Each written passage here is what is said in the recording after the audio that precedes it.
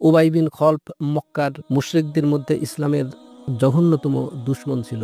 হিজরতের পূর্বে সে নবী করিম সাল্লাল্লাহু আলাইহি ওয়াসাল্লামকে বলিত, আমি একটি ঘোড়া পালিতেছি এবং উহাকে অনেক কিছু খাওয়াইতেছি, উহার উপর আরোহণ করিয়া আমি তোমাকে হত্যা করিব। নাউজুবিল্লাহ।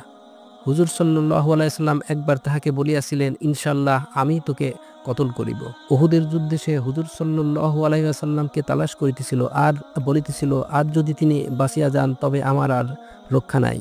অতএব হামলা করার উদ্দেশ্যে সে হুজুর সাল্লাল্লাহু আলাইহি ওয়াসাল্লামের নিকটবর্তী হইয়া গেল।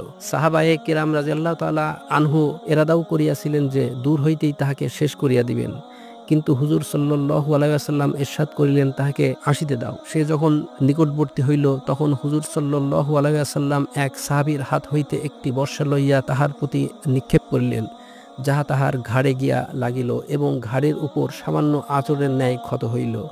এই সামান্য আঘাতেই সে ঘোড়া হইতে গড়াইয়া পড়িয়া গেল এবং এইভাবে কয়েকবার পড়িল। দ্রুত ছুটিয়া আপন দলের নিকট পৌঁছিয়া গেল এবং চিৎকার করিয়া বলিতে লাগিল, আল্লাহর কসম, মুহাম্মদ আমাকে কতল করিয়া দিয়াছে। দলের কাফেররা তাহাকে সান্ত্বনা দিয়া বলিল, সামান্য আঁচড় লাগিয়াছে, চিন্তার কোনো কারণ নাই।